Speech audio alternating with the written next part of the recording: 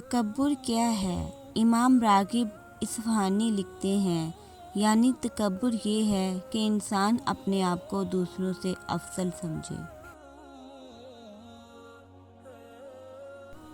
تکبر کی علامت اپنا قصور ہوتے ہوئے بھی غلطی تسلیم نہ کرنا اور معافی مانگنے کے لیے تیار نہ ہونا۔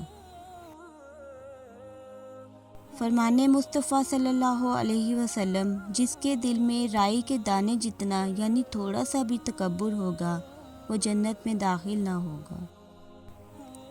فرمان مصطفیٰ صلی اللہ علیہ وسلم، اللہ متکبرین یعنی مغروروں اور اترا کر چلنے والوں کو ناپسند فرماتا ہے۔ فرمان مصطفیٰ صلی اللہ علیہ وسلم، جو شخص تکبر سے اپنے کپڑے گھسیٹے گا اللہ قیامت کے دن اس پر نظر رحمت نہ فرمائے گا۔ تکبر اور عاجزی، اگر اپنے اندر سے تکبر ختم کرنا چاہتے ہیں تو اپنے کام اپنے ہاتھ سے کیجیے اور اس میں شرم محسوس نہ کیجیے۔ تکبر کے موسم میں سازگار ہوائیں نہیں چلا کرتی۔